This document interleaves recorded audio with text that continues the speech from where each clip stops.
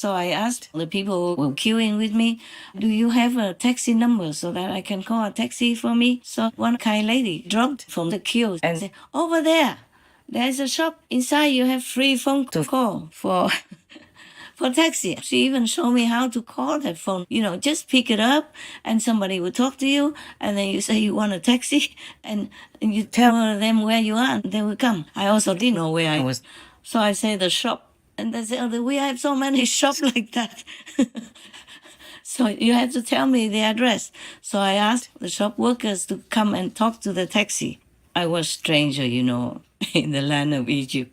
So they helped me and I got a taxi. And then later I got a hotel room, a small cheap one. I went to change some money and then I was feeling safe. But then the hotel asked me so many things, not just passport, but driver's license. God knows I don't have. And then credit card. I was not willing to give because it's not in my name either. I borrowed. Oh, my life is not all that simple. You thought it is. It's not. I already thought my life was simple. It's not. So I couldn't stay in that hotel either because I'm not credible enough. They don't believe in your face, your talk, your look, however gentle you look or are or however soft you talk. They believe in the printed credit card, for example, like that.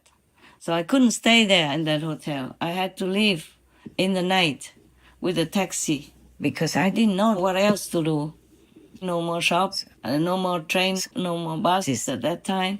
I went with a taxi from London to where I was supposed to go. It was about 2 hours.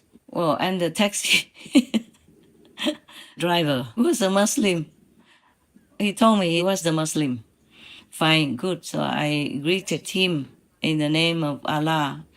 But maybe he had a bad time with his wife or something at home. He kept talking very harshly to me all the way. For anything, any reason, just talk harshly. But then suddenly he changed his tune, he talked about how he didn't want to eat this and that because of allergies. I said, oh, then you're most like vegan. He said, no, I'm not vegan. I just eat that and this because it's not allergy. I drink almond milk and, lactose zero milk. I said, oh, I know, because I'm vegan. I drink this and that vegan milk. I don't drink, lactose milk. And then when we stopped at the shop, because he needed to fuel his car, and then I went in and bought a lot of things for him, all vegan, biscuits, cakes, and different type of vegan milk to try. And then he began to be very harsh to me again. He snatched all the things from my hands and threw them back on the shelves. I said, but why? I will pay for it. He said, no, I don't want. He was so very harsh. He must have had some trouble, bodily or something. Or maybe it was late at night and he wasn't willing to take me so far away. But he had to because he was on duty. He was in the line to take customers, so he had to. I apologize profusely all the time. I say, oh, sorry, it's late at night and I will make it up to you. I will pay more than you ask. Don't worry about it. And here, take some first, here is 50 pounds for you. But please, that is for you alone first. And later I will pay more, okay? And then he say, no, you keep it, pay all together later. Fine. He was not about taking money or trying to make trouble. He was just in some kind of trouble at that time. Then I talked to him about Islam, something I know about the Hadith and the Quran. And then he began to like it. So we were okay. We were friends until the last minute. And then I went to where I was supposed to go. And then I said, please stop here in front of that vegan restaurant. I need to eat something. Also, I didn't want him to know where I was going next. I often change my taxi midway to keep my safety. That's what I'm thinking, It's safe anyway. A safe country, but I always try to take extra precautions because I often travel alone. Anyway, so I went in the restaurant and ordered some vegan food. And then after that, I called a taxi and I went to another place. Sometimes I just stop the recording and record again, so my voice doesn't always match with the previous voice. I hope the viewers don't mind. The reason why I keep changing taxis if I have to go by taxi is because I'm mostly generous to the drivers. I give them good, very generous tip, or I invite them to have vegan meals that I order from the restaurant and then I give it to them to take away. And they know I have money then. So in case, just for safety reasons, I change the taxi. And I always stop where is it safe. And then maybe I walk to where I want to go. Stop in front of a hotel. I ask for another taxi from the hotel, a new taxi driver, for example. It's just an extra abundant precaution because I'm in the world alone. And this world is not all good and honey, yeah, to everyone. And I have to take care of myself.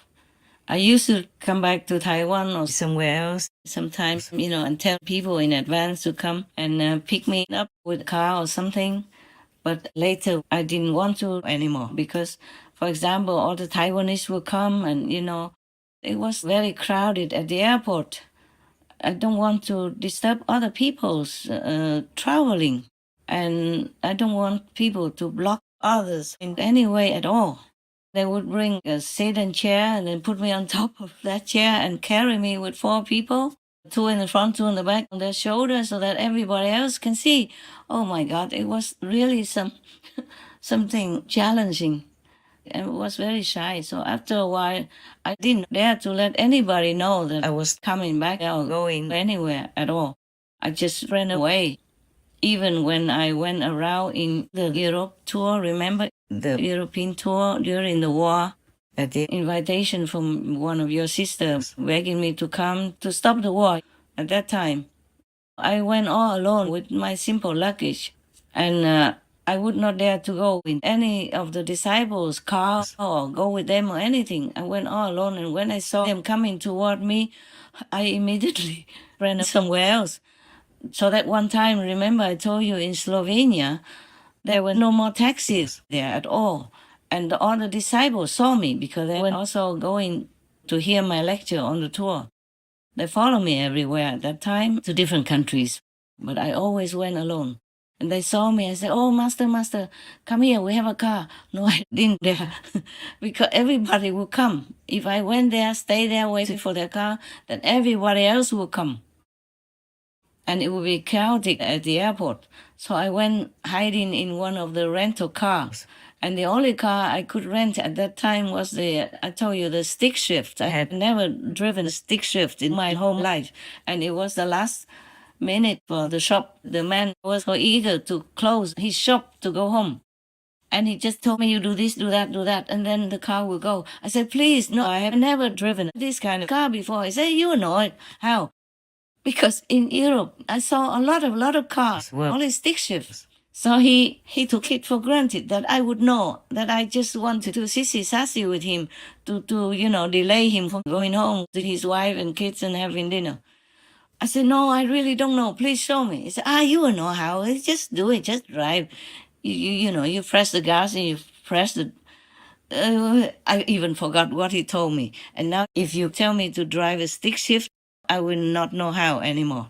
So at that time, I drove all the way from the airport to the capital, and the car stopped many times. I had to stop right on a big piece of paper and tape it, put it on the back glass window. "New driver, please, please pay attention." And then people driving past me saw me kachum kachum. The car almost stopped or didn't want to go. They kept looking at me with friendly smiles. People, they were so kind, so kind. They understood. They just avoided my car. And I was praying, all the time, "Please let the car keep going."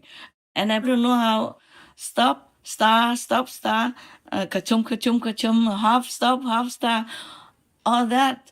And still I reached one of the hotels somewhere on that motorway. Then I went in. And I let the hotel staff take care of that car, call that company, go pick it up tomorrow or whenever. Please tell me if I can get a taxi to go to the capital. So they arranged all that, because I needed to go quickly. I couldn't kachom kapom with that car anymore.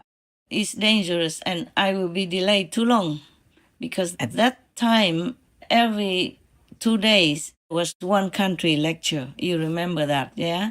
Every 2 days, I had to be in another country. So I couldn't just play with that car. Luckily, heaven protected.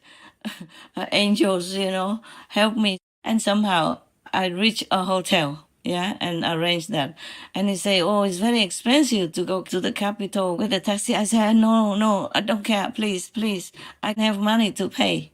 Of course, when I went on the road, I prepared. I had cash and also some credit cards.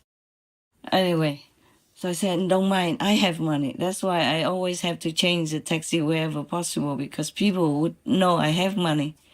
Because sometimes they don't want to take me.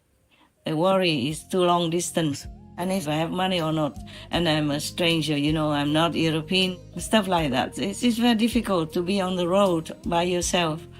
And you have to protect yourself as well. And you have to convince people that you have money for long distance. Now I remember all that. It's like a Hollywood story, hey?